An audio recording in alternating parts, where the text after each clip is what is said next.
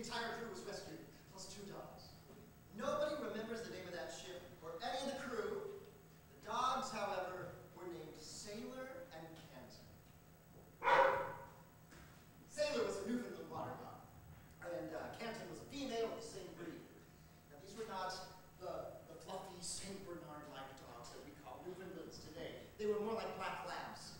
Most important, they were the ancestors of the Chesapeake Bay Retriever.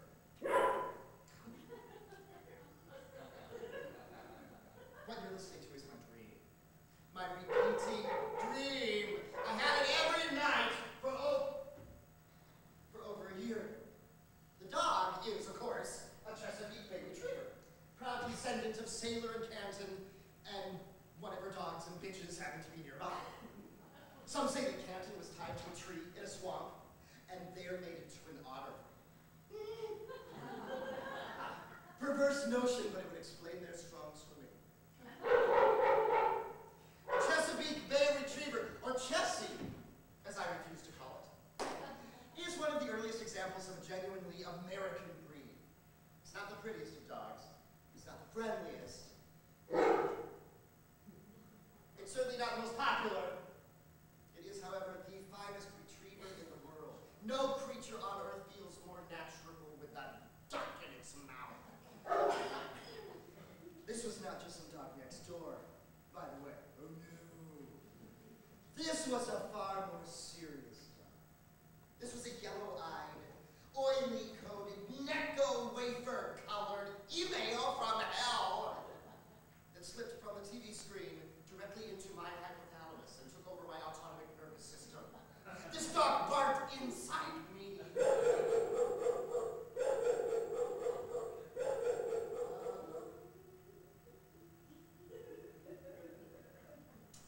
So, who was this unremitting pooch of the airwaves? Or as I called him, Death's Pet. None other than the most prized possession of Representative Thurm Pooley, Congressman from my home district, or what used to be my home. Pooley's dog was at his side for every soundbite and commercial, there to transform ribbon cuttings into ribbon chewings, to shake paws with all the reporters, to lick every baby. The registered name of this beast was Lord Ratliff of Luckymore. On the campaign trail, he was always lucky. In private, the congressman referred to him simply as Rat. Now, I suppose that it's inappropriate to feel embarrassment for an entire region of the country. Still, that is the emotion that I had, listening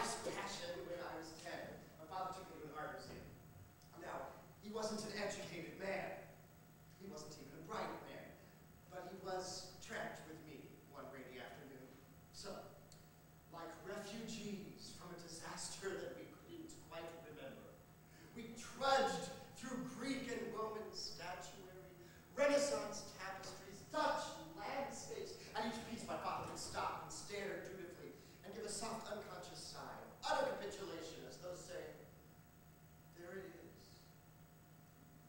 There it is. Not knowing for the life of him what it was.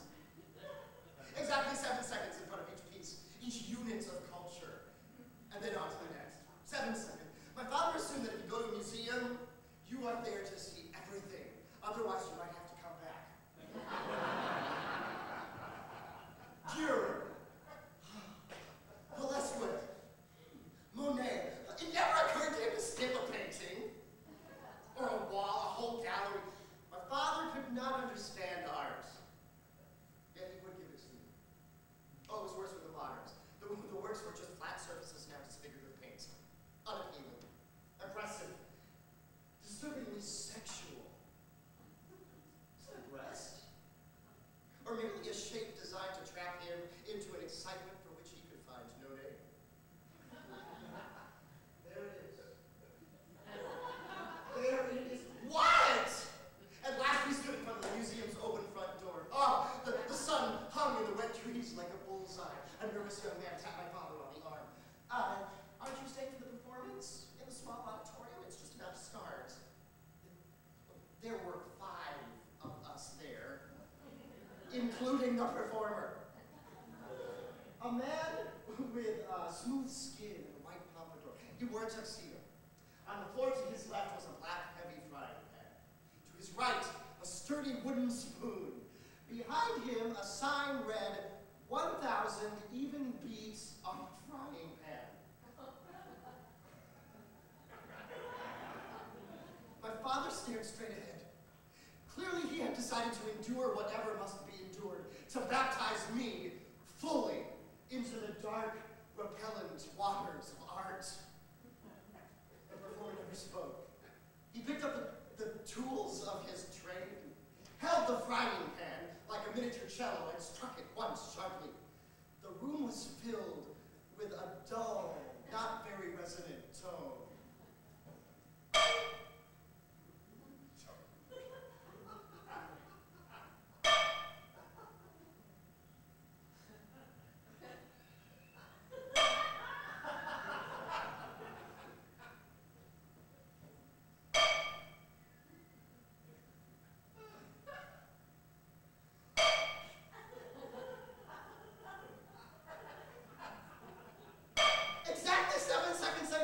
Frying pan again, and every 7 seconds after that without variation.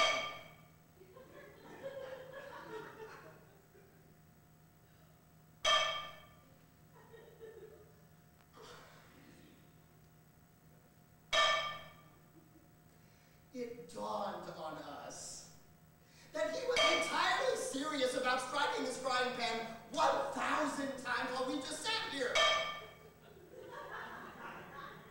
I looked at the rest of the audience. A confused-looking Asian couple. In their 80s, maybe? At the half-hour mark, the old couple began to complain. Loudly. In Chinese. Oh, this didn't bother the frying pan virtuoso. On he went, nuzzled against the enfolding stillness between each of his never-ending beats. I was ready to leave at the slightest sign from my father. Like a schooling fish, poised to turn in any direction. Towards the door, perhaps. Finally, the old man tried to storm the stage. His wife grabbed his arm, pleading as he dragged her step by step toward the performer.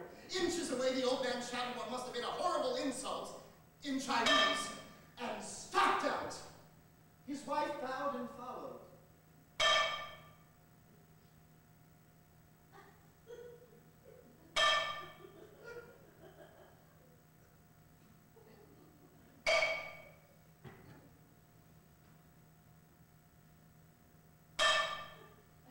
The beats never varied.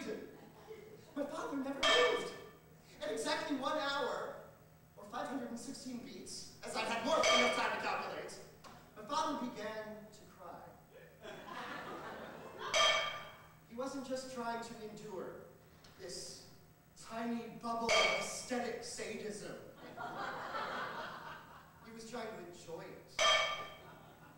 And I saw that art is a test, plain and simple. Not an intellectual test, a spiritual Instinctively, my father knew that if he could sit through this performance, arguably the worst art in the world, then he could stand on a particular and distant shore with those who saw that even failed art is better than no art at all. And he would stand there with his own child. For the first and only time I saw my father as a hero.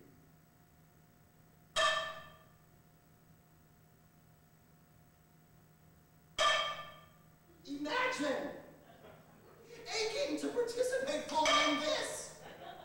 That's when I knew that art is not an act of communication. No, that's just what people say when they want grant money. No, art is an act of will, like crime or law or religion, a form of domination. Benevolent, maybe, but domination all the same. And I knew one more thing. I knew that if art could do that to my father, even once, that I would be an artist forever.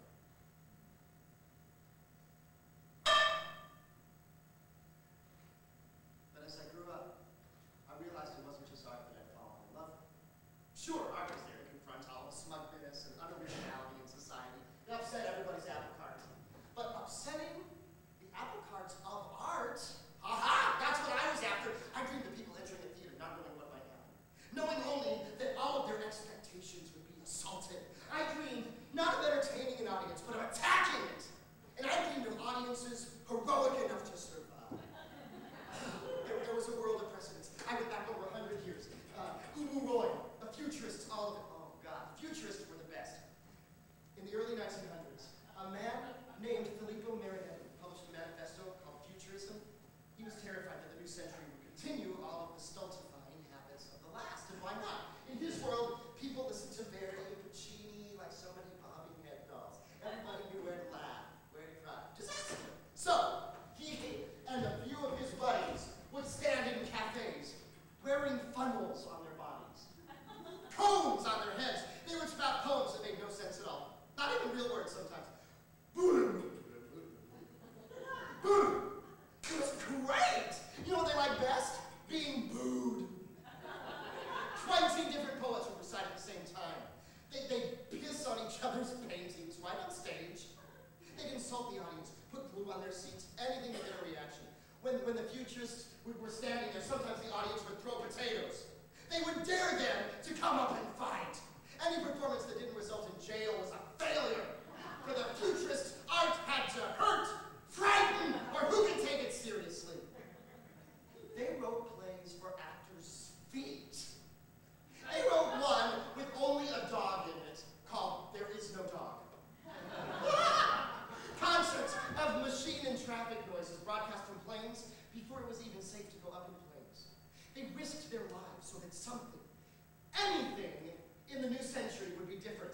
Thanks to us, Marinetti wrote, life will no longer be a simple matter of bread and labor, but a work of art. Dude, that is what I wanted. To live not a life, but a work of art.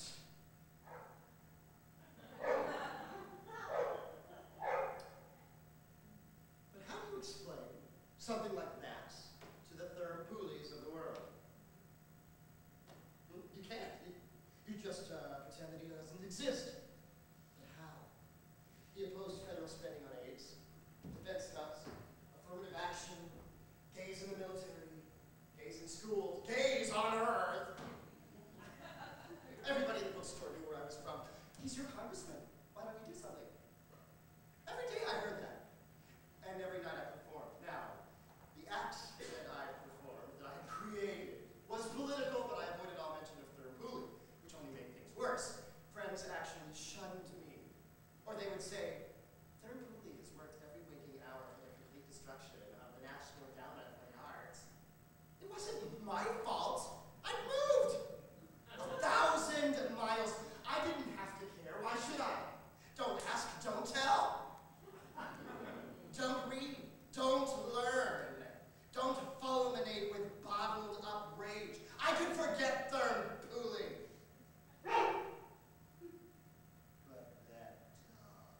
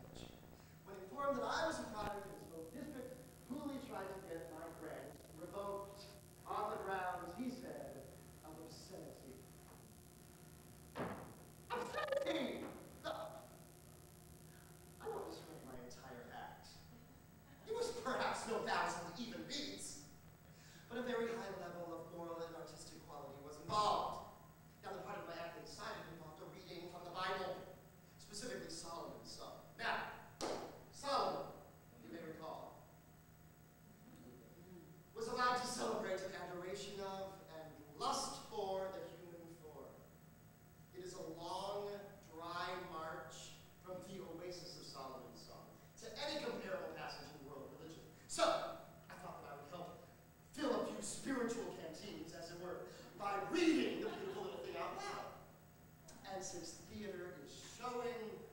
As I read, I made sure to remove all of my clothes.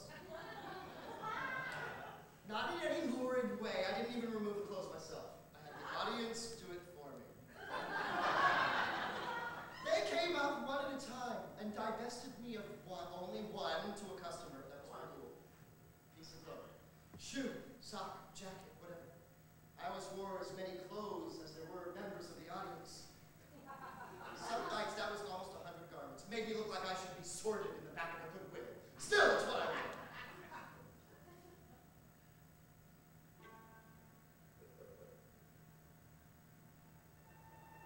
A bundle of myrrh is my well-beloved unto me.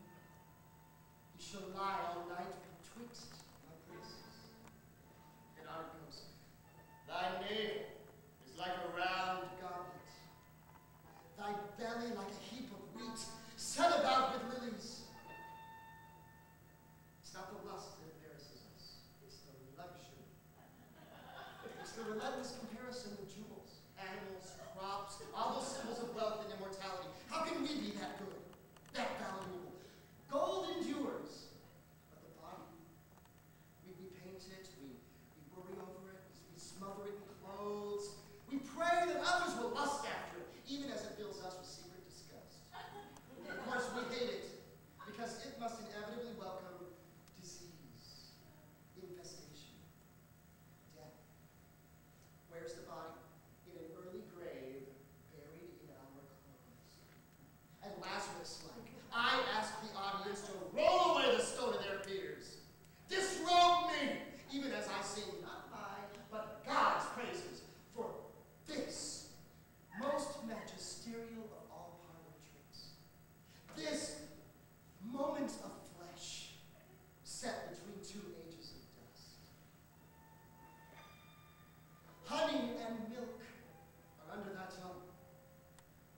The smell of thy nose like apples. And people did come up. Somebody would always skitter forth and pluck the outermost coat or glove or hat. Slowly the rest would follow. In the end, I stood there buck naked. They themselves had made me so. And it was not Las Vegas, or some Times Square peep show. It was art! Open to me, my love, my dove, my undefiled. For my head is filled with dew, and my locks with the drops of the night. It was a wonderful piece. I never felt more essentially beautiful than in those moments. And of course, I made sure the lighting was very flattering. But all would-be Senator Pooley saw was prurient. How? The text was from the mouth of the Almighty. No children were allowed. Nobody quivered in lust. Not a single orgasm was ever achieved. Okay, there was one. But I'm sure it was a fake. As I stood there one night, in all my glory, applause cascading. Somebody in the back row suddenly reached a mystic point of no return and plunged over love's Niagara, right in front of God and everybody. I remember thinking how Signore Benedetti would have enjoyed that moment. Now the patron, at whom I never did get a good look at, rushed out in misplaced embarrassment. I thought. It wasn't until the next day that I realized what had transpired. A critic from the Bergen County Patriot had come by that night and just happened to catch our little moment of excitement. From there, the story went everywhere. 2 weeks before Election Day, what Thurman had done was obvious. Place a droner in the back row, add a reporter, and voila, instant campaign fodder. I was an advocate of sex in public places, a purveyor of filth disguised as art, and I had a brilliant pornography! Pornography!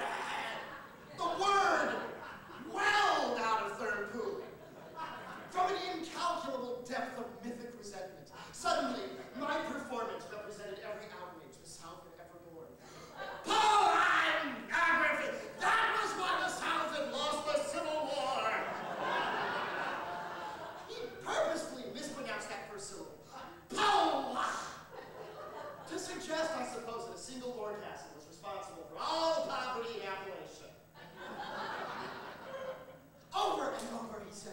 always with his family, and Lucky, the hellhound, at his side, standing together against the flood of perversity. Oh, you know the speech, and you know where it plays. Pooley's numbers went up 3 points overnight, 5 a week. CNN phoned to get my reaction to what the Post was calling the comer and the critic. Reporters sent me tapes of Pooley's new commercials. They all ended with the same ritual question. Lucky, you're an animal. Would you behave like that? Lucky would give a little lost whimper. And in a tight close-up, they would attribute moral values to a dog. Oh, Lucky Boy would lie down with his forepaws covering up his eyes, just like P from the Our Gang comedies. I mean, who's running this country? Who? Oh!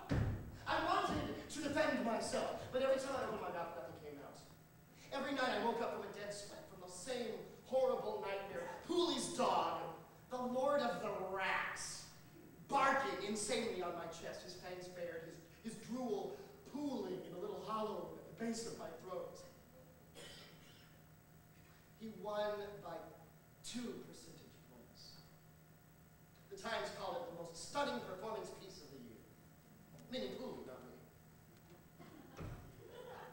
CNN phoned one last time. Anything to say? No, I whispered. No.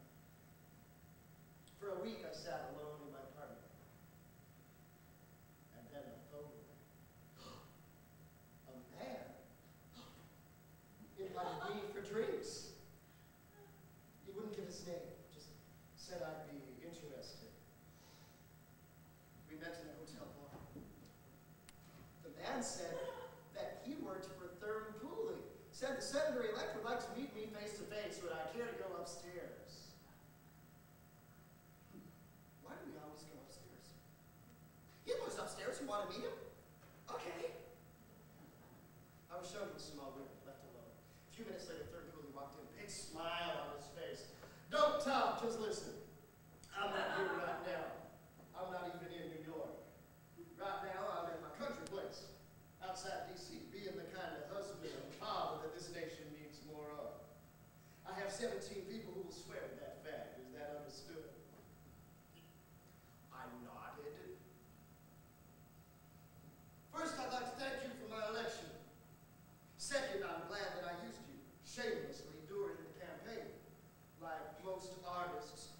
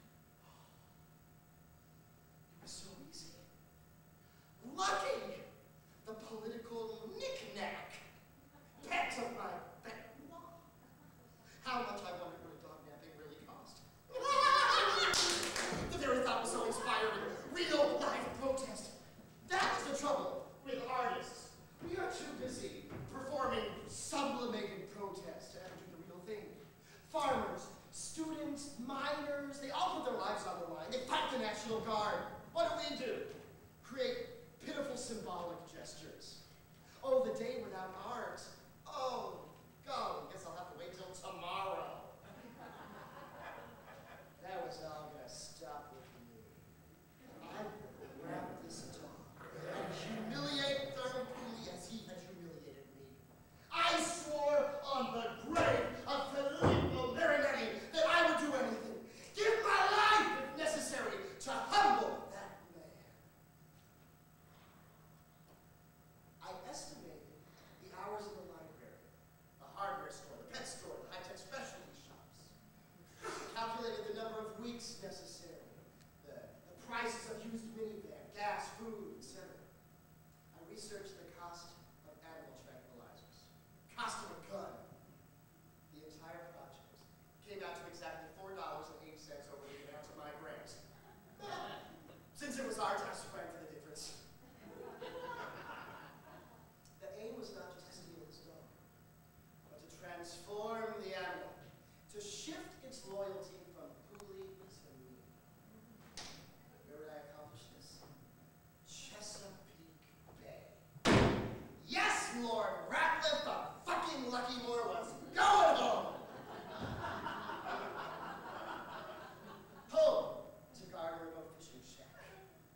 I would return him to his roots. I would train him in the ways of the duck, the clam, the oyster.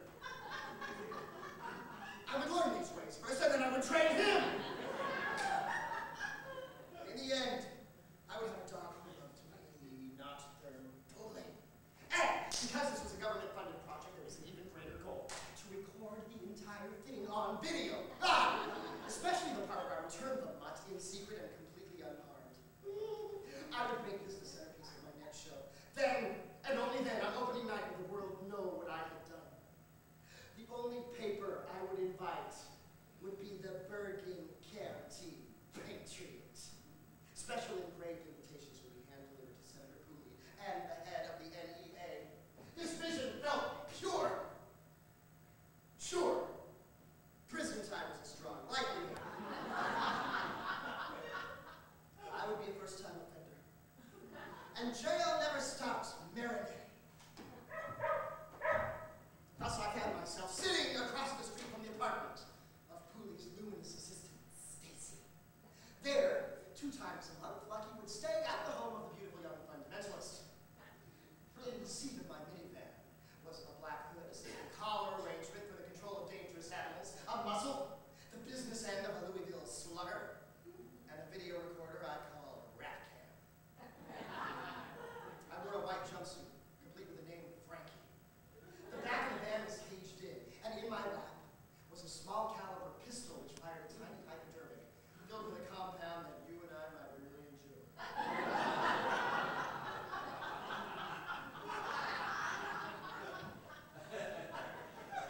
Every morning, Stacy gunned her car down the quiet, tree-lined street.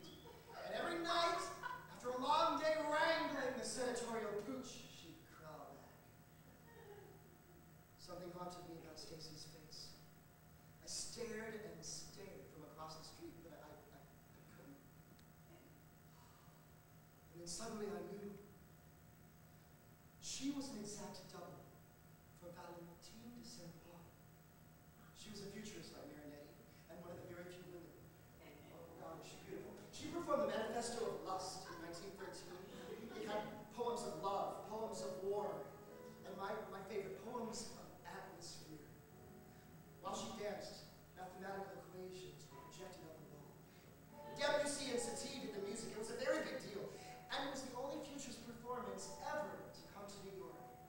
She was as American as futurism ever got. And now here she was again. I was mesmerized. I know it's a bad dog napper who behaves in this way, but what was I supposed to do? The image of Valentine de Saint-Paul floated before me every night. I started dreaming about it. What a relief. Last I wasn't dreaming about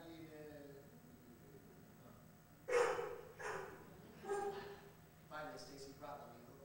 I'd have my chance in the morning. She always left at 7:45. The minute she pulled out, I donned the black hood. I tucked the sawed-off baseball bat under my arm. I grabbed the camcorder, I patted the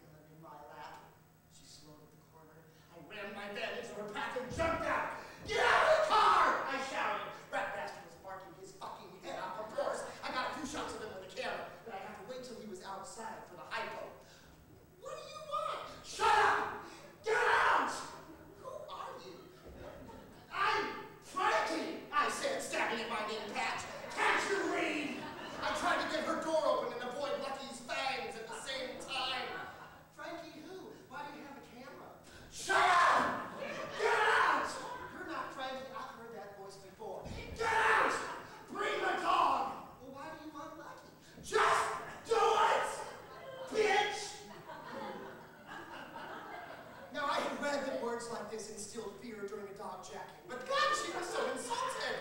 I felt like a criminal. I pointed the gun. Maybe I could get a shot. What are you doing? Shut up! I started to pull the trigger, but Stacy grabbed my arm, and the dart shot through my boot directly into my middle toe. Damn! I yelled. I stepped back, brandishing the bat. Well, you were gonna shoot him. It's a hypo, damn it! Her mouth fell open. I know you. I know that voice. You are that Kerr person. I saw tape. You're that artist. I don't think I've ever heard the word artist spoken with as much contempt. I called her bitch. She called me artist. Marinetti would have loved it. Put this on him. I handed her the stick and collar arrangement. Lucky started growling, but Stacy talked to him a little girlish sort of way, and he calmed down. As she was slipping it on, I pulled the dart out of my foot. She started hauling Lucky out of the car, but I said, now muzzle him. Well, she did as she was told, whispering encouragement to the nervous retriever. Now move away. We'll find you, Lucky. Don't you worry, we know this person. Move away! I grabbed the stick. I started hauling Lucky into the van, but as I opened the door, Stacy's arm shot forward and undid the muzzle. Gleefully, Lord of the Rats lunged. I tried to hold him off, but the stick slipped in my sweaty hands, and he buried his teeth deep into my calf. I screamed, tried to shake him off. Stacy started swinging at me with my own muzzle. The buckle drew blood. That, by the way, is how you know you're taken with a woman. If she remains attractive while she's whipping at your head with a buckle. Finally, I regained control and forced the four-legged vampire into the van. As Stacy kept swinging, I staggered to the front and heaved myself in. She whipped at the windshield. You better give up now. He'll eat you alive. She looked magnificent. I slammed it into first and pulled away. I ripped off the sweat-soaked hood. I was committed now, and it felt good, except for the open wound in my leg, and the numbness in my foot, and the fear placed in every cell of my body by Lucky's growls, just inches away from the ear he wanted so deeply to Van Gogh. Well, now that I was made, as they say on that cop show that's so much like that other cop show, I switched to plan B. I headed for the mountains of Virginia. A couple nights up there, and then I could sneak back down to my fully provisioned shack on the Chesapeake. Lucky started barking in the back of the van. I looked in the mirror and saw Stacy's car. She was following me. I sped up. She sped up. My leg bled. In the distance, the mountains loomed. I didn't know where I was going. The roads coiled like snakes. We headed into a public reserve. Forest everywhere. A wave of fatigue swept over me. I nearly ran off the road. Dirt and gravel sprayed everywhere. I looked back to see Stacy's car punch a wall, a hole through the wall of dust that I'd made. I roared around the corner, cut a hard right on an almost unnoticeable dirt road. I looked back. Did she see me? And suddenly, I was overcome with the strangest sensation. Even though nearly everything had gone wrong, and my leg was half filled with tranquilizer, and I was chasing down a rock-strewn folly of a road, even though all these things were true, I had never felt so exhilarated, no, so fulfilled in my entire life. It was better that she knew who I was. This was my response to Pooley's Just Folks, man with his dog routine. I trained the camera on Lucky. You see, America? You see my simple, elegant solution? Take away the dog. Deny the magician his card trick, and a nation of idiots infants just one of their multitude of pacifiers. I drove him taped. Oh, it felt like a dream. My statement had been made. Failure was no longer possible. Nothing could hurt me now. I hurtled over a rise, directly into a fallen tree.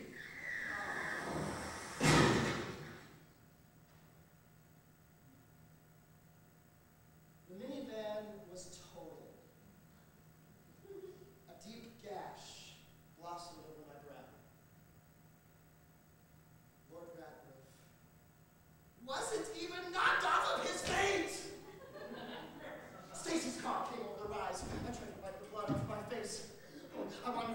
I was all right.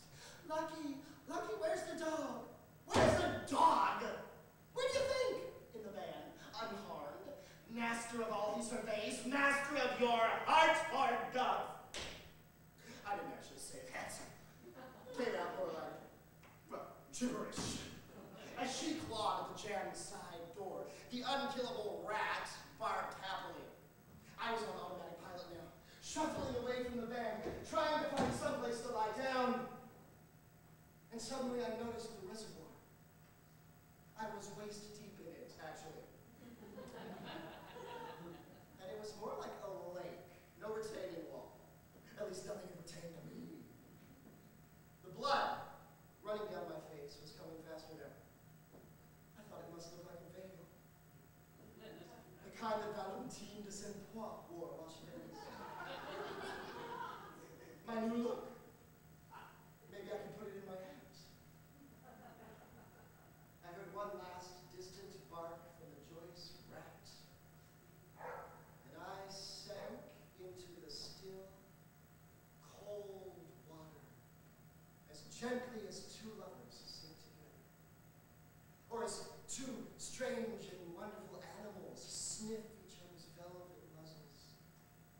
Or as once and far too often, I would sink into the silence of a performance for which no tickets had been sold. Most bodies float. Mine doesn't. I don't know if the density of performance artists is greater than the general population, or if it's just personal. But the direction that my body moves in water is always straight down. As though I know instinctively that true transcendence takes us not up, but down. Into the pipes, sewers, bay. We are not so much dissolved as solved. The answer to the mystery of our lives is more lives. More and more. Bay full, and ocean. And that's when I felt the teeth. Those same teeth that so enjoyed their recent stay in my calf, but now they were biting. They were ranging, moving my tangled sleeve around until they could get a good grip and start to pull. Up I came, barely conscious, yet I knew what was happening. The ultimate humiliation. Being saved from drowning by Lord Ratcliffe of Luckymore, dog hero. An animal so deficient in intelligence, he ran right past the warm arms of a loving woman into this cold water on a mission of pure instinct, whose one-word message he could never resist. Retrieve! Retrieve anything! Duck, decoy, rotting apple, piece of garbage. Performance art.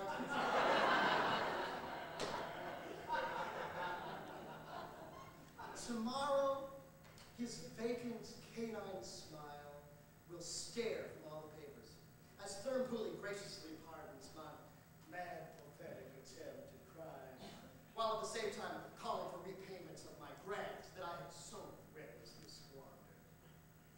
When our heads emerged, Stacy started screaming, Lucky, are you all right? Now, we had drifted in some sort of a current and emerged next to a giant concrete ramp, which led up to a broad sort of a pier. My hand felt Lucky's collar. The irony was not lost on Stacy. Oh, he's good enough to save your life, I see. She was holding the camera.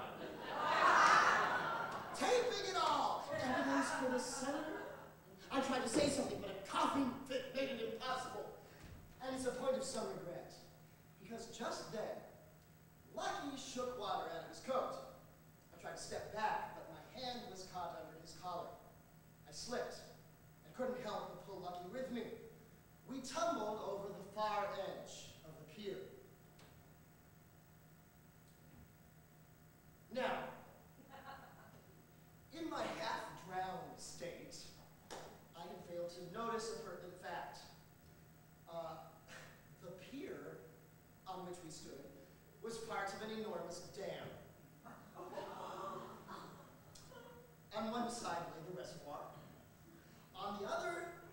200 unimpeded feet of the finest air in all of Virginia. Of course, if this were a movie, you'd know what comes next. Luckier I would catch a branch, or a root, or the rusty but reliable end of an iron reinforcing rod. And we would cheat death in the most exciting way possible. I would live because I am the protagonist, and Lucky would live because he is a dog. But this is not a movie. No, this is performance art. And that's why you hate it and fear it. Because for us, there was no branch, no roots, no rod of iron, only the dazed, absurd fall from the helpless grace of life all the way down to its stony opposite. Now, I wish I could say that I died like a dog, but that was Lucky's privilege. Fortunately, death, which is a kind of a trauma, tends to erase short-term memory. Thus, I have no clear recollection of the shouts, the barks, the vain graspings, the recriminating looks, which presumably accompanied our fall. Did I spend my last moments staring up at the fast disappearing image of the angelic, horrified Stacy? Was she still taping? Did I gaze sheepishly at a dog who knew that we were both in trouble but was still vague on how much? What finally would it matter? My act would stand for what it was, a real protest, however clumsy. Precisely what I had meant to say had been lost, but the raw act was still there. Everybody would know. Precious few might understand.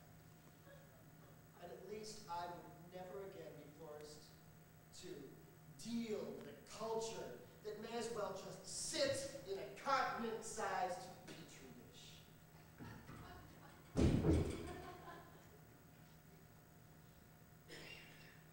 After all, it doesn't take a career in theater to know that behind the asbestos fire curtains of death, there are no encores. At least that's what I thought.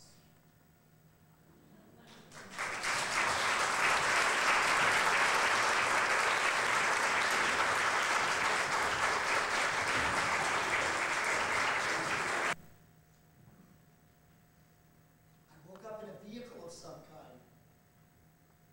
I thought it might be an ambulance. But an ambulance would have lights. Sounds, clicks, bongs. Wouldn't there be a siren? But there was just a speeding along in utter darkness. Something in front of me had the most peculiar smell. Not a bad smell, just awe. I sniffed again. It smelled incredibly familiar, yet I couldn't place it. I stuck my tongue out, touched it. You know, lightly. I still didn't know what it was. I licked it, tentatively, a couple times. I almost had it, I almost knew. Just then a semi passed us, and in its lights I could see what I had been licking. It was my penis!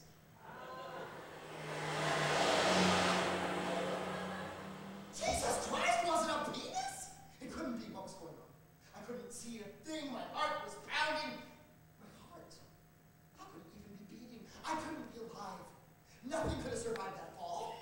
Desperately, I tried to think of what my patron saint, Filippo Marinetti, would do in this situation. What on earth was the situation?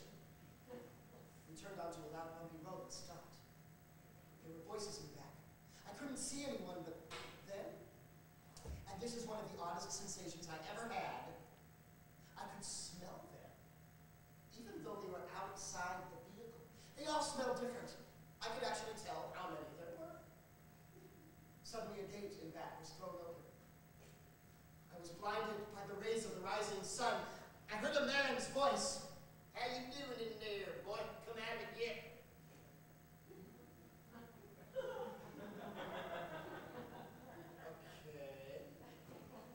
Okay. Okay,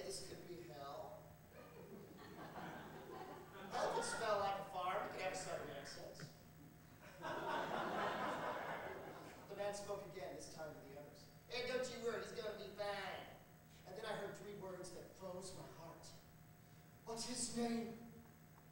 I squinted into the sun. I couldn't see anyone. I took a big whiff. My God, I could smell him as clear as day. Thurm Pooley! I heard a woman's voice, one I didn't recognize. No, Sammy, don't tell us. We don't want it in our heads. Why was Thurm Pooley here? He didn't die. I did. I tried to say something, but somehow I couldn't. The woman barked a command. Get up! Instantly, I got to my feet. All 4 of them. And then I was spinning, clattering, barking. Barking? A firm hand reached in and pulled me by the collar. Collar? Out into the cold, inhuman light of dawn, I was staring at knees. My tongue seemed to be falling out of my mouth. I was covered with hair. The woman grabbed me by the jaw and stared straight in my eyes. Lucky, that's your name, Lord Radcliffe of Luckymore. The other woman spoke. Amazing, he looks just like him. It was Stacy! Automatically, I wet my tail. Tail! Well, he oughta, said Sammy. Same litter. The first woman's face loomed. Are you going to be a good boy? An involuntary whine escaped my throat. Thurm spoke up. Is this really a good idea, Blythe? That's who the woman was. Blythe Pooley. Thurm had married her in law school. She came from money back east. Why was she in hell? Why was everybody? Sammy got back in the truck and pulled away. Mrs. Pooley stared at her husband and Stacy. They started to fidget. Did I lose the dog? Well, no, dear. I just met. Did I stand by and watch a deviant psychopath murder the most effective political act in the entire Congress? Well, no, dear.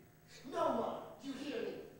No one is going to target you or any member of your household in a terrorist act. But somebody just did. No, Stacy, they did not. An unstable informant of ours named Kerr had an accident and died in the Virginia mountains. That's all they've got. That had damaged minivan, completely empty.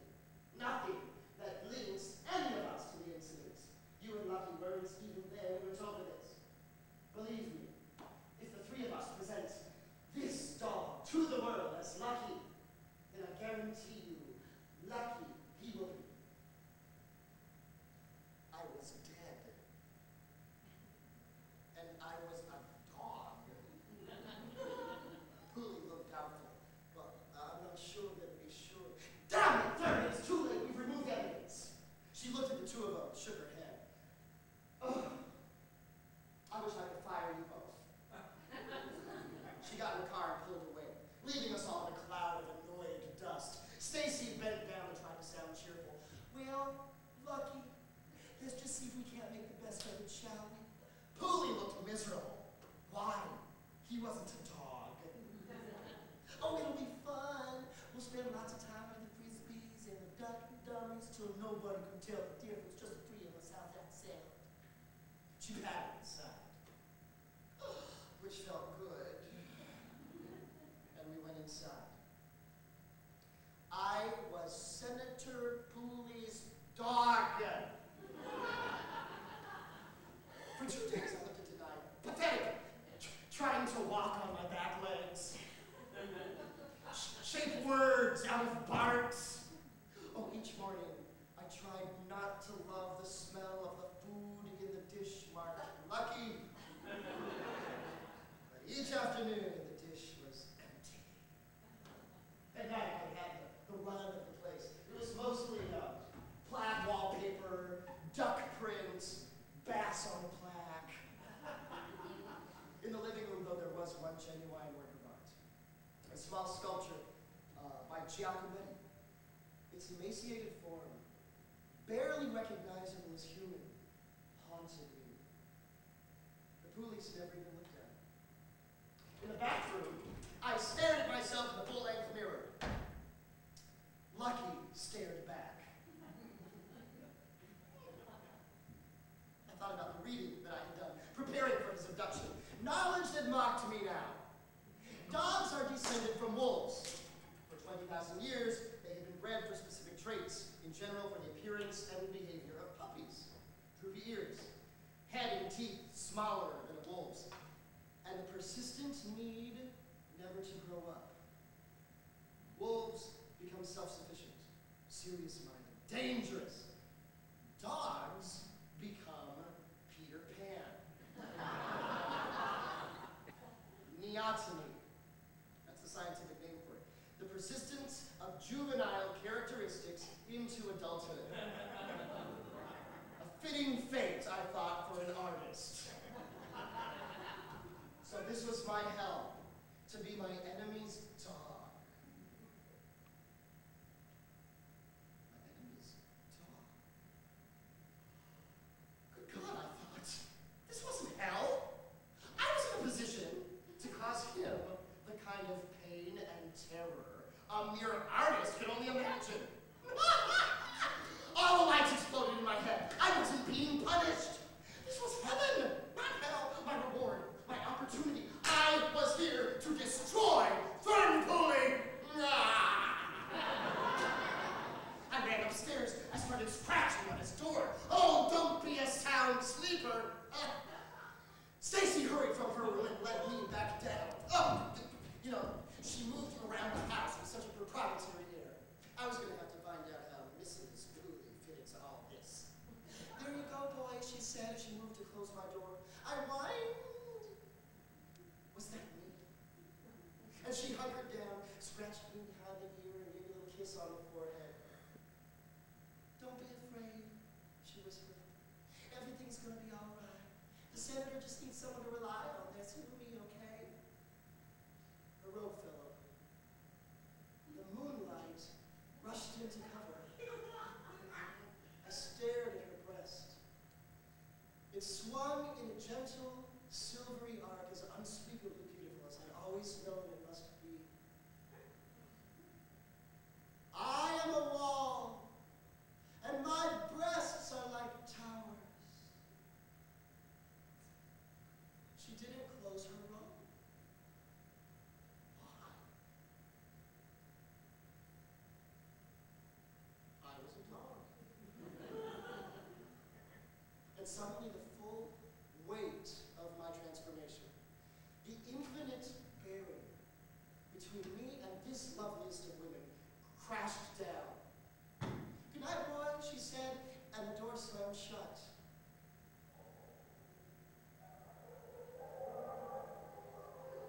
That night, I fell into a deep, dream-filled sleep. Something was chasing me. Something I couldn't see.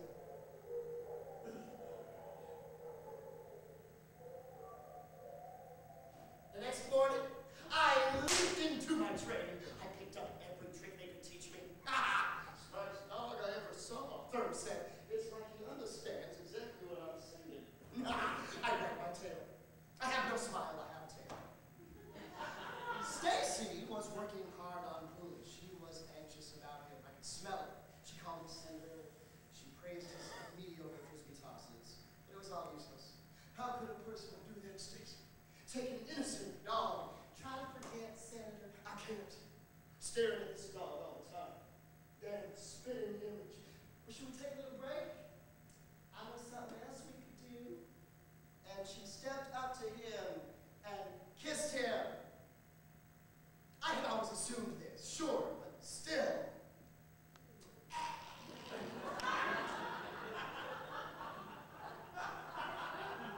But Pooley was not in the mood.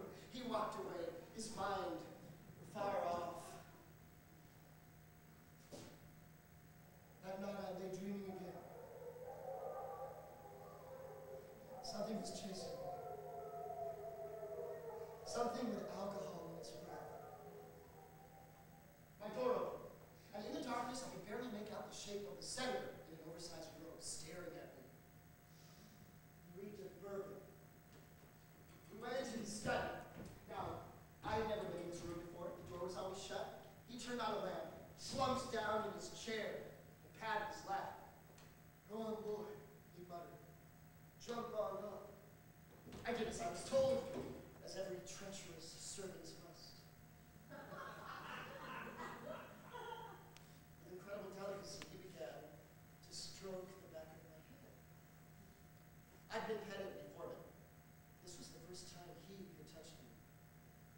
It was a revelation. This was no sporty romp on the lawn, get your fur all mussed up kind of peg. This was the real stuff. The backs of his fingers trailed loosely over my skull, following my midline down over my neck, perfectly, effortlessly in touch with my innermost rhythms.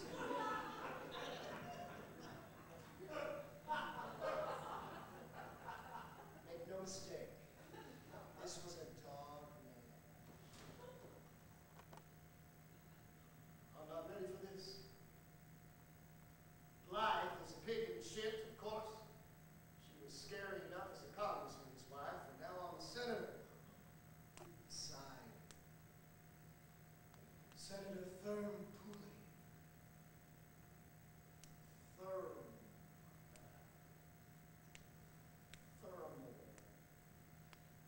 What the hell kind of name is that? Daddy said it would be good for politics, voter recognition. Good old Thurm, that's who I'm voting for. He stopped petting me. I moved closer. Hey, come on, come on. He fixed on me. Who you voting for, boy? You vote for old Thurm? Will if you scratch me. I tried to look at him with moist-eyed devotion. Pooley began to weep. God, I wish it was 20 years ago. I got as beautiful a wife and personal assistant as any man could want, and I don't want either one of them.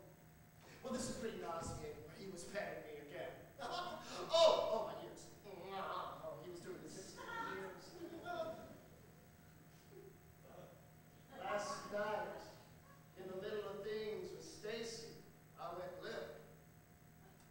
First time, right at the crucial moment, all I could think of was the 49% of the electorate that voted against me. 49%! He reached for a key and unlocked his desk drawer. He pulled out a group of objects that I instantly recognized. They were from my van. There was the muzzle, the stick and collar. God, there was rat cam. It's one thing not to vote for me, he said, but this, oh rat boy, you died for my sins, clear as day. His hand went tight on my collar. Tell me, Lucky, who was Kurt? What kind of person destroys not only your dog, but your self-confidence? Suddenly he pushed it all back in the drawer and snapped on his computer. He pulled up a file called Justin, his correspondence with his son.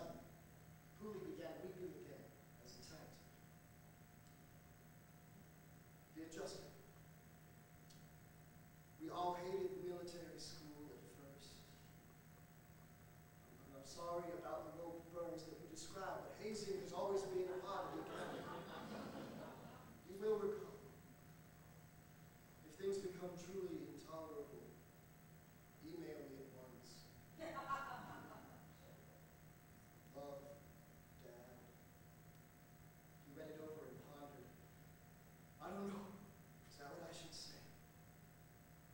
He leaned back in his chair, staring helplessly at the computer screen. He seemed to sigh his entire life out. His eyes closed. He started snoring. I leaned my muzzle forward and sniffed at the computer. You know, I used to be good with these.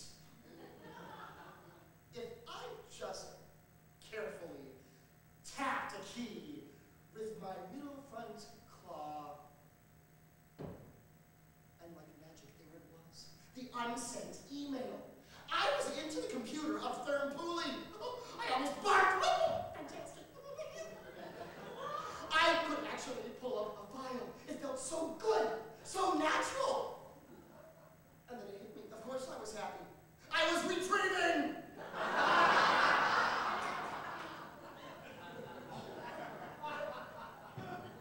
looked at the letter he'd written. I could modify it any way I wanted. Dear Justin, I'm sorry, I myself went to military school. I wish I'd followed my first impulse and become an artist. My chance is gone, but you still have time. Email me at once. I know of several fine dance academies. Love, Dad.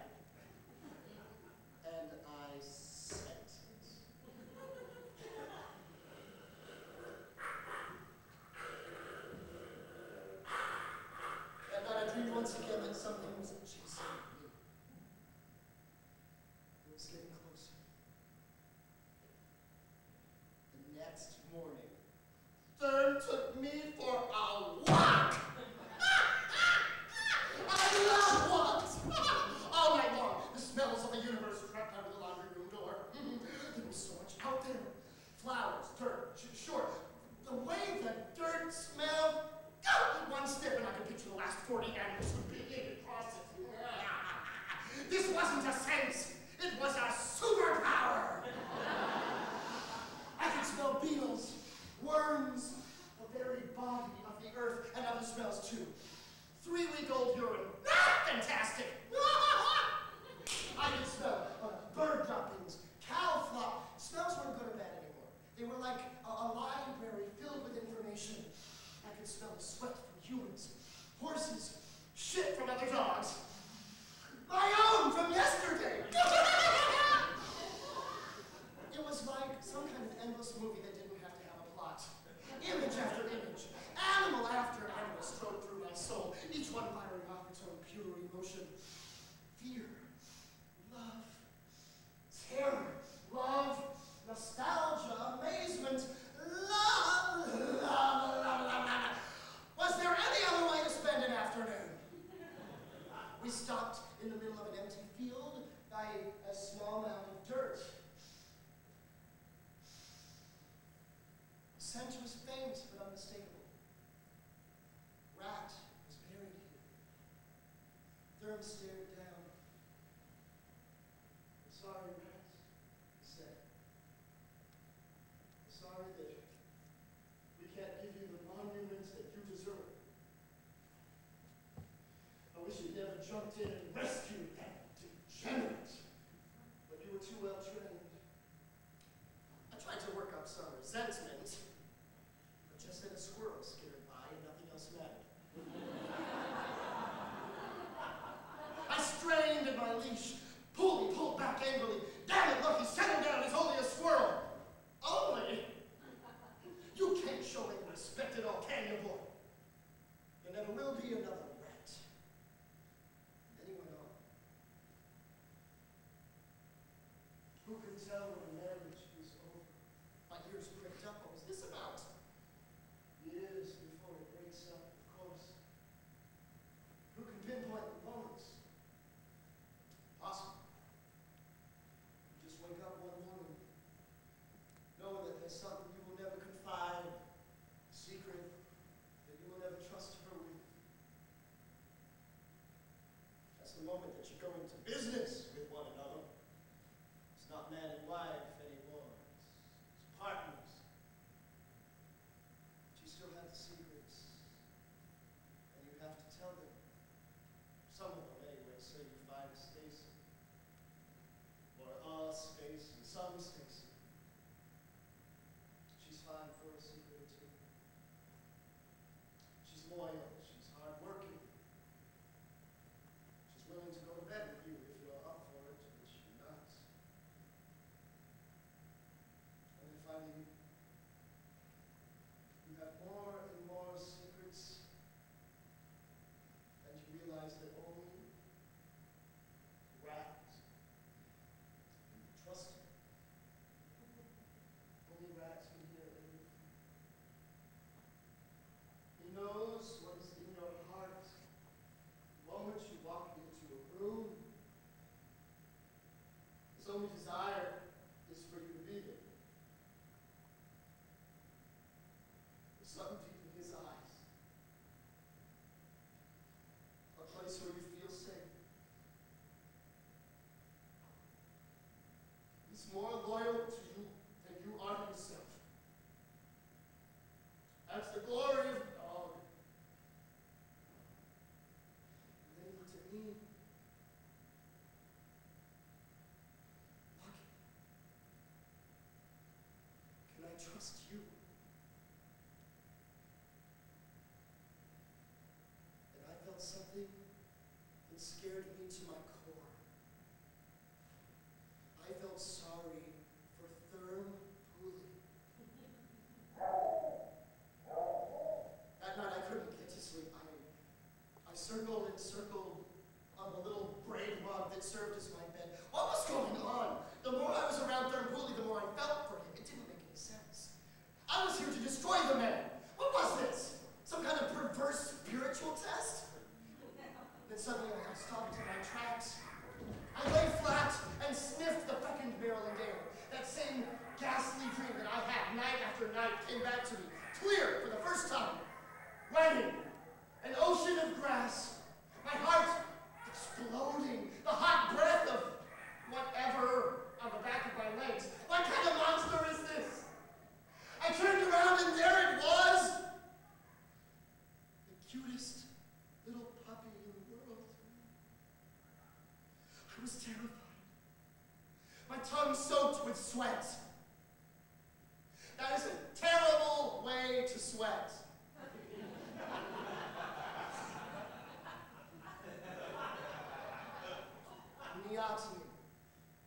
Niatini. That hideous, darling face of purest Niatini, doggedly running me to ground. He hit me like a truck. The human consciousness that I had taken so for granted was on its way out. Disappearing. Residual. Vestigial. I was going to be all dog. And soon, too. No wonder I like being petted. No wonder the vagrant smells of the universe have begun to hold as much attraction for me as futurist philosophy. This was a test, all right. A test of the time limit. I had to finish off the career of Thurn Pooley before I couldn't even say it. Well, of course I couldn't say it.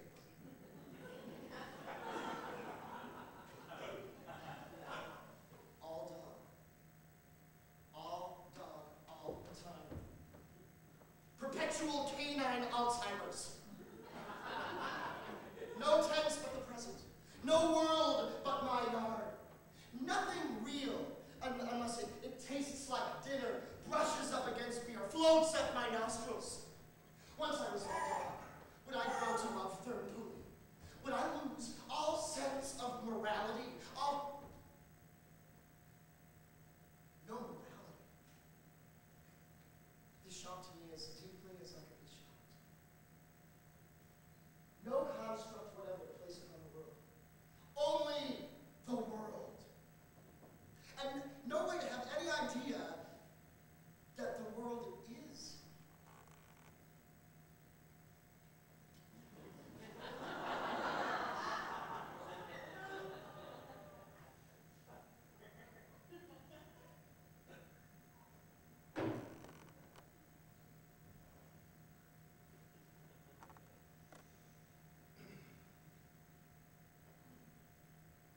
The next morning, Thurn locked himself in his study. The annual debate on funding the NEA was the next day, and Pooley's party leaders wanted him to speak to charges that Kerr, I, had been driven to suicide by his campaign tactics. I whined at the keyhole as he worked on his speech. Finally, he let me in. I jumped up into his chair. Hey, get down, boy, I'm working. But I didn't get down. Instead, I stretched my paw forward and tapped the keyboard. Hey, get away from... Pooley's voice died as he saw that the two keys I had struck just happened to spell the word hi. Pooley shook his head and chuckled with just the slightest sense of unease. I'll be. What the hell are the chances of a dog doing that? I did it again. Pooley's eyes became perfect circles. I did it again. His mouth hung open like the drawbridge of a surrendering medieval sea. I did it again. He turned the kind of white that ashes become just before they disappear. He smelled afraid. That's an easy smell, but the scent was accompanied by a strange new odor, which the retriever in me instinctively recognized. It was the smell of somebody losing his mind. Vanilla. That was it. It smelled exactly like vanilla extract. The aroma of madness. Pooley pulled up a second chair next to mine and sat down. For a breathlessly long moment, he stared at the screen. Then he stared at me. He nodded, almost imperceptibly, toward the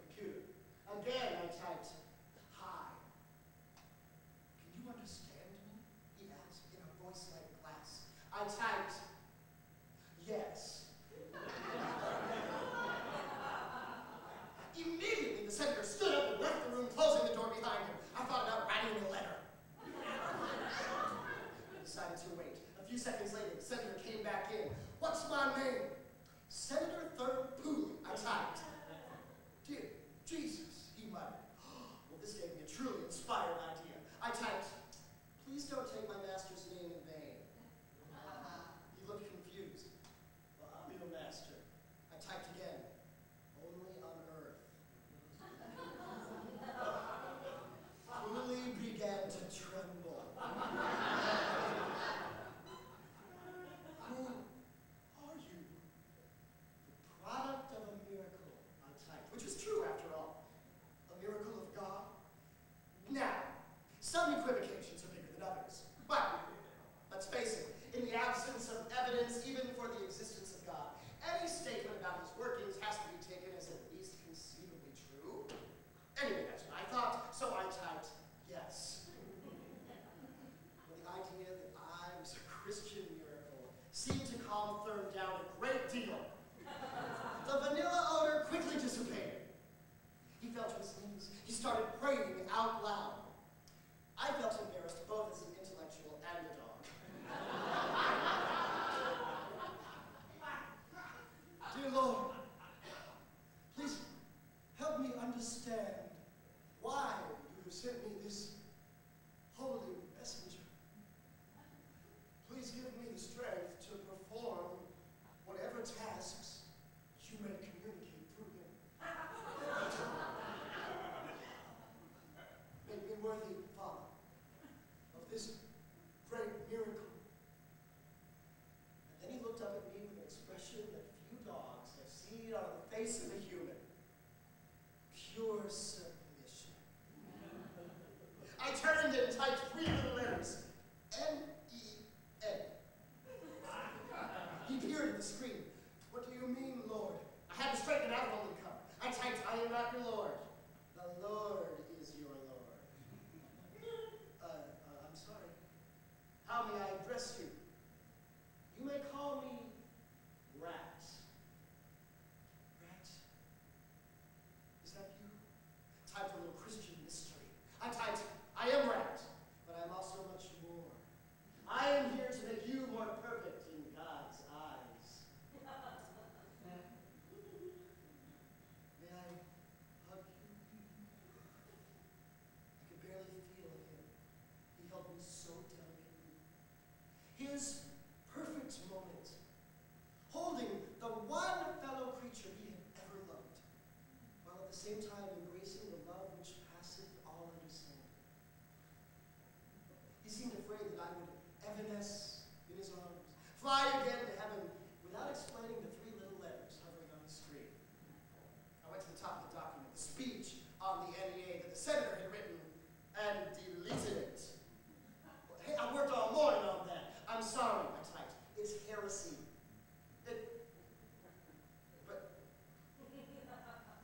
But what should I say? I decided to get Delphic. This had to be like his idea. I typed, what is in your heart? Well, I make laws with my head, not with my heart. God is love, I typed. But tough love, maybe, if you're talking domestic arts policy. All love, I typed. I stared him straight in the eyes. What do you say? That God wants us to have federal funding for the arts?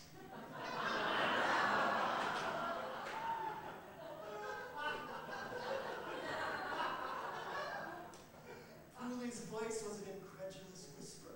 God wants me to say that on the Senate floor? I licked his face. He really was very bright. He just sat there staring at the blank screen. The pixels reflected merrily in the little beads of sweat on his upper lip. He couldn't possibly be enough of a believer to throw away an entire career on the word of one miraculous dog. And yet, suddenly he began to type. Perhaps a longer term phase out of the NEA. I gave a little growl. His hands jumped back. All love, I typed. I could even underline. How could God ask this? He murmured. Cautiously, he began again. As an idiot,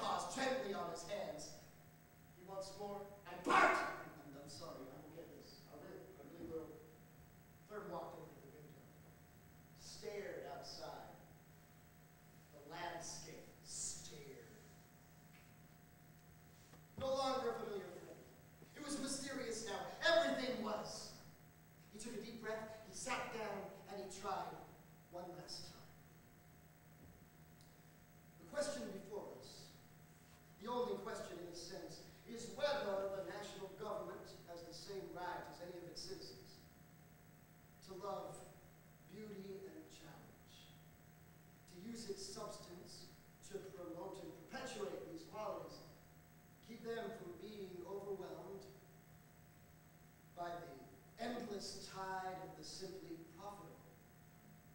He looked anxious. What do you think? I typed carefully, God is pleased. I'm not entirely atheistic. For all I knew there was a God, for all I knew he was pleased. Well, now that Pooley knew which side God was on, he turned out to be a stunningly good defender of federal funding for the arts. He wrote a stirring defense of the underlying concept, the ancillary benefits, and quite simply, the essential goodness of extending the right to possess an artistic dimension to as many souls in our society as possible. I beat my tail on the carpet, I ran around in circles, I practically lit his ear off.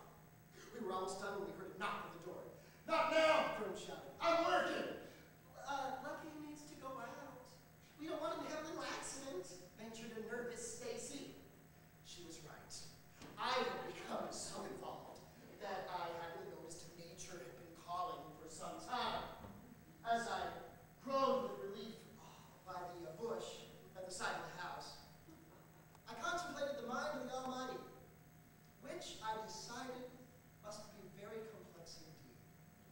Sort of like a compound insect eye, only more of a mental version. You know, not that much focus on detail, just this phenomenal sweep of reality. Big movements, bold colors, major trends. Maybe that's what I was. A whole new trend. Maybe every politician would now have a miraculous pet dedicated to his downfall. Maybe I was part of an enormous planned improvement.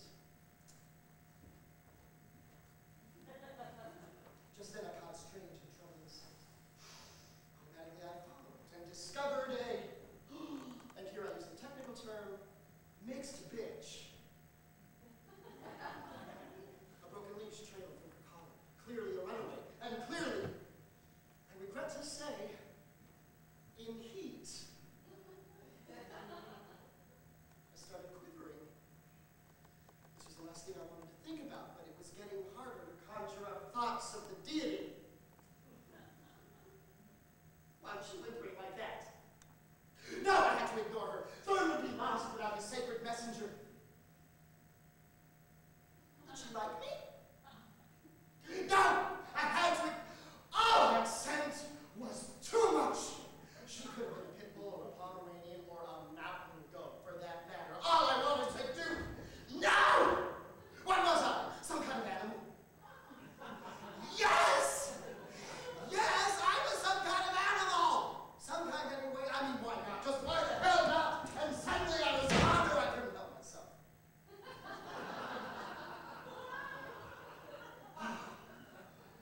I used to be very big on foreplay, but not anymore, boy. You couldn't stop me with a sledgehammer.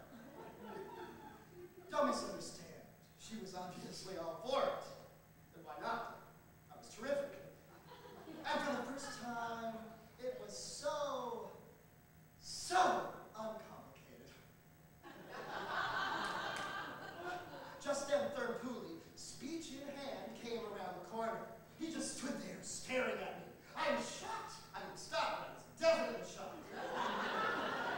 What in hell? He just stood there staring at me. Did the man have no sense of privacy? Excuse me, I'm in the middle of something here. Look, stop it right now. He reached for my collar. I snapped it. Don't even think about it. Just then, Stacy came around the corner. Oh, great, let's sell tickets. Senator, your wife's on the phone.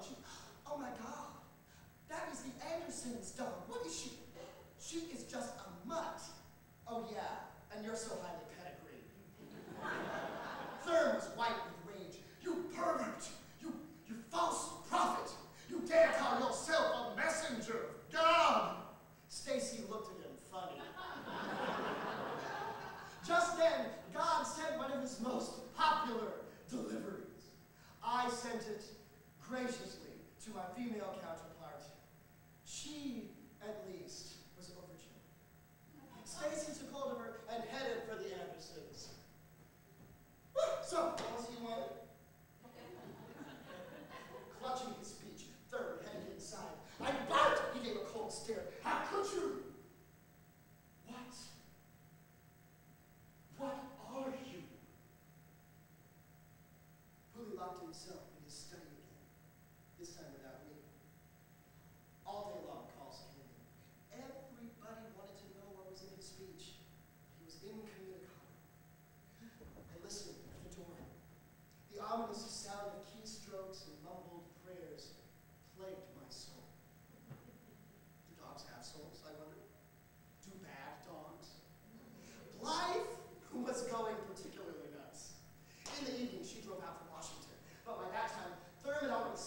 disappeared. All he left was a little note on his desk that said, "I want everybody in the gallery tomorrow, especially Lucky, or I'll cede my time to Ted Kennedy."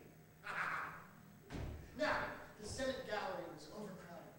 The debate over eliminating the NEA had grown into a new national art form. Pooley's party loved it, humiliation plain and simple. Now, I had to pretend that I was a seeing eye dog, which meant that Stacy had to wear dark glasses. As the majority leader spoke, Thurm Pooley sat at his desk, just staring straight ahead. "I heard from Justin this morning," Blythe muttered. "He read me an utterly irrational email from his father." "Email's not secure, Stacy, and neither is Thurm if he screws this up.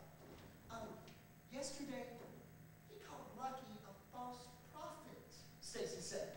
"He was. Well, I'm sure it was just a joke." Thurm stood up and started heading toward the podium. I noticed a small shape in his pocket. It looked almost like, "What is that? What's in his pocket?" Blythe hissed at Stacy. "Well, I don't know. Did you check his gun safe last night?" "I thought you did." "Oh my God." We stared breathlessly as he arranged his papers. Had he snapped? I sniffed the air for vanilla extract, but there was such a cloud of it in there. Who could tell? Pooley looked up, right at us, stared for one of those infinite moments, and began.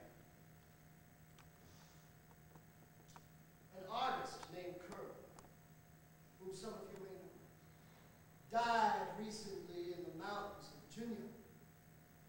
Kerr." He paused for torturously long moments. The entire room leaned forward. I was glad I was already on all fours. "Kerr was made by the same God who made me. And that God chose to give Kerr a burden. The burden was to love above all things that which surprised and resonated in the human heart. The color drained from Blythe's cheeks. We raise our children. We drive our cars. We make our deals. We whistle our happy tunes. Each day we go through life as though we know what life is. But we do not know what life is. We know that life is, and we know that it ends.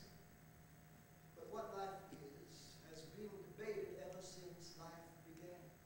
"He's lost his mind," Blythe muttered. "Are there miracles in life?" He looked up at me. I barked. I couldn't help myself. "I, for one, know that there are. And because I know this, I recognize that there are certain dimensions in life that we do not understand, that we must explore.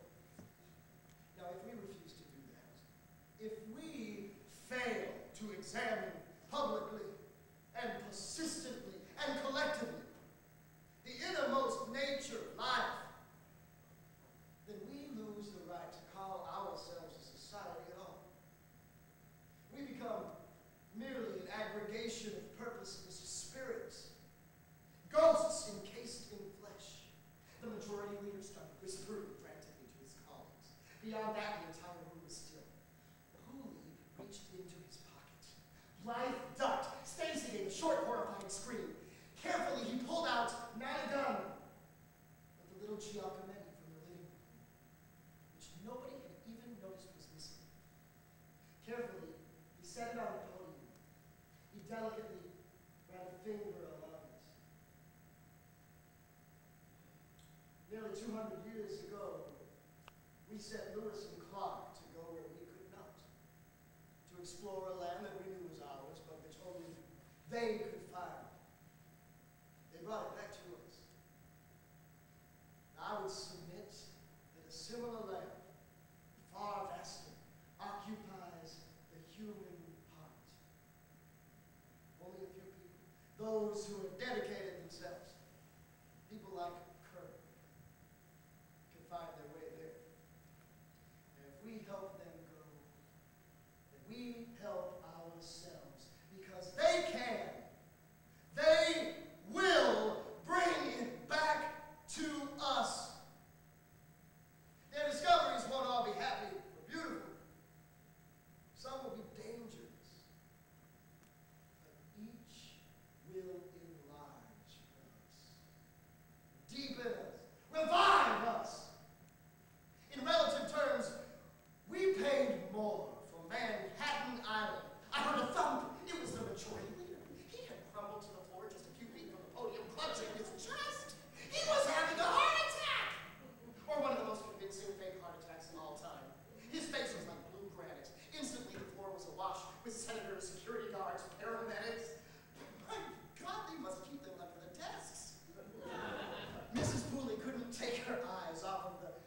giacometti that lingered in Thurm's head.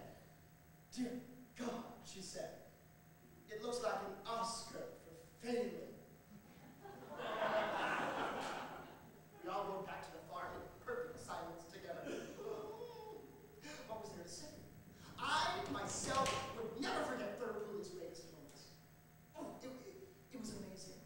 What was in him all along, just waiting to be shaken out of his unconscious. A ruby fallen from the sheets of an unnamed guest. Oh, sure, the smell of vanilla was in the car. But there was also genuine growth. That part smelled like used Legos. There were news vans at the gate as we pulled up, so we drove straight to the house. Blythe and Stacy spoke and then confronted Thurm. Honey, Blythe carefully began. Stacy's going to take you over to Doc Maines. Doc Maines was a family friend and confidant who lived on the Eastern Shore. He was also a psychotherapist. I don't need to see Doc Maines. If you want to stay buried, you do. Stacy's going to take you over to the boats. We don't want the reporters to know where you've gone. Well, then Lucky's going to. A boat ride? That sounded great! I had the irrational feeling, well, maybe not for a dog, that a boat ride would just make us all feel, I don't know, fabulous. As Stacy handled the boat, Thurm stared out at the high weeds along the far reach. Marsh all around. It looked just like my dream. We sped straight out into open water. On and on we went. When we couldn't see land anymore, Stacy cut the engine and sat astride the senator's lap. She kissed him deeply. What was with these people? Did all sex require an audience? She stood up, pulling him with her. Finally, the kiss broke. She said, I have something for you. And before he could ask what, she pushed him into the bay. Tears streamed from her gleaming eyes as she restarted the engine. Stacy! He yelled. Wait! What are you doing? We pulled away. Stacy! She cut the engine again. We were hailing distance from him now. I'm doing this for you. For me! You're not stable. If you die in an accident, then Blythe can take your place. What are you talking about? There'll be a special election. Blythe says that the widows always win. What is she paying you? I will triple it.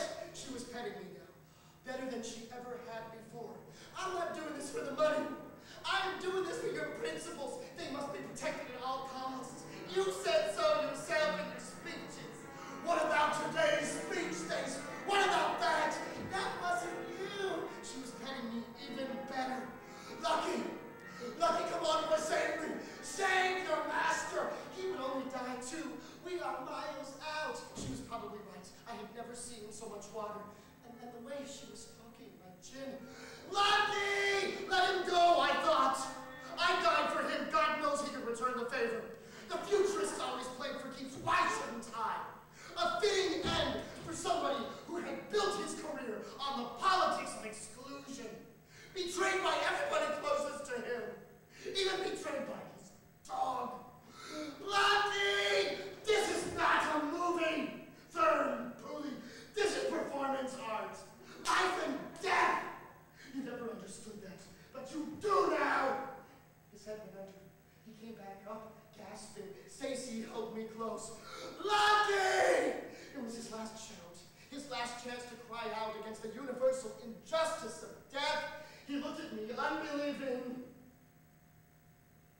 And then, he was gone.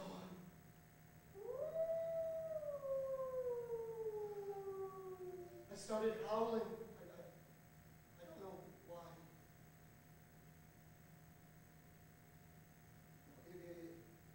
It was the sheer loneliness of it. Dogs are pack animals. To be separated is torture. Thurm Pooley was gone. I thought that I would feel elation, but this was terrifying. Where was he? Where was Thurm Pooley? Why wasn't he here? I started panting uncontrollably. The silence of the water overwhelmed me. I'd never had a panic attack this bad. Not even as an artist. Not even that first night in front of that first audience, wondering why I had wandered onto a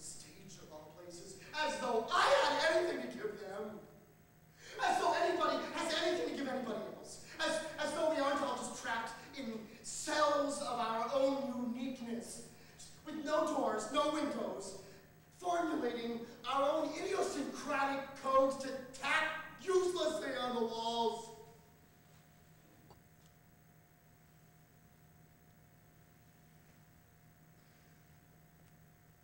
I jumped. I fought my way out of the warmth of Stacy's arms. Jumped. Why? Thurm Pooley was not worth saving. Just because he could be manipulated through primitive religious beliefs to do what he should have done out of simply good sense, it wasn't enough. Still, I jumped. Maybe it was the sensual thrill of the water itself, but God was born for this. I started swimming to the spot that I'd last seen him. I dove down, my gaze stabbed left and right until finally there he was, hanging unconscious in the sunlit bay.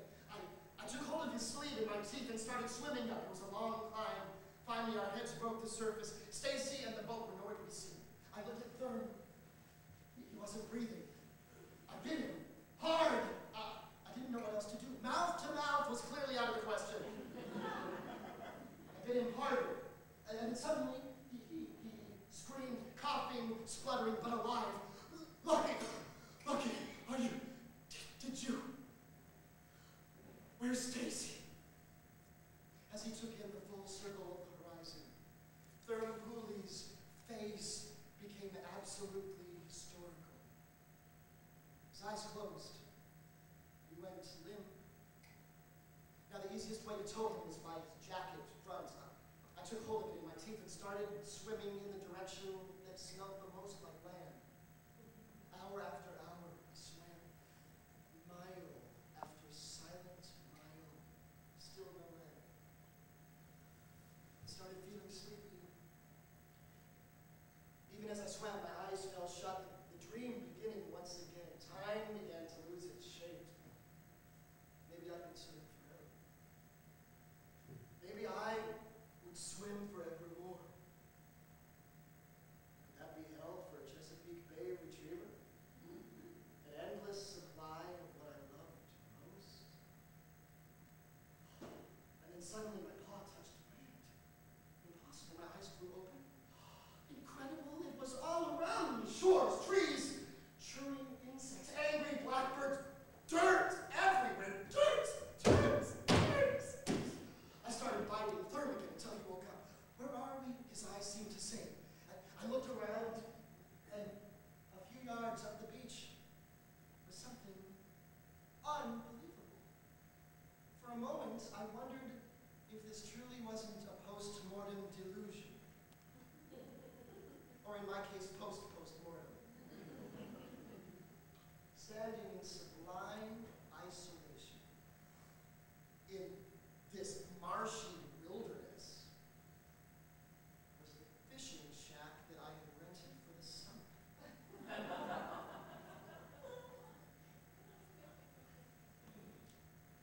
that is when I knew that there is a God. While the ways are mysterious, yet are they shapely. And the last remnant of my artist's soul choiced. Thurm broke the window, let us in. The stores that I had bought were still there.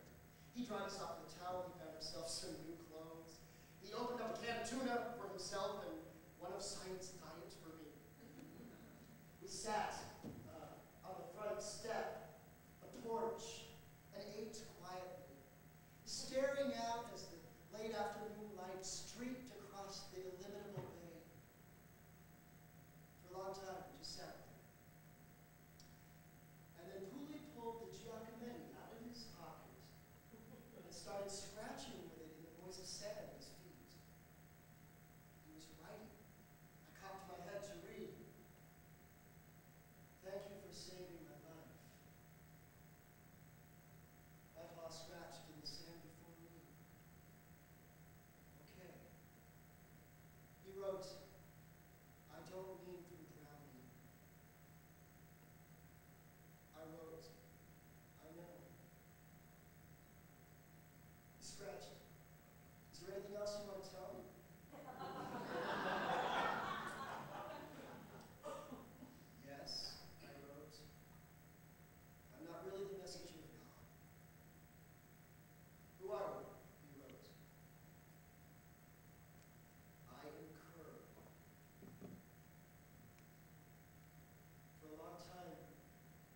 stared out across the water. And then he wrote, "You may be God's messenger and not know it." I wrote, "You got a point there." He wrote, "I don't know if I can be comfortable with Kerr for my dog." I wrote, "I'm changing. Soon Kerr won't exist. I will only be lucky." Does that make you sad? No. Kerr lived a good life. Yes, Thurman wrote. Yes, he did. And then Thurman wrote a line. He wrote, "It's taken 20,000 years for man and dogs to form their relationship. In all that time, have they done anything else nearly as well?" I wrote, "Not even close." We didn't write anymore after that. That night, as we lay sleeping in the cabin, Therm's snores comforted me. I was ready for the dream chase through the tall weeds this time. Ready for the heart of the puppy finally to contain my heart. Niati, the miracle of childish goodwill never abandoned. By the time the summer is over, we will have fashioned for ourselves new names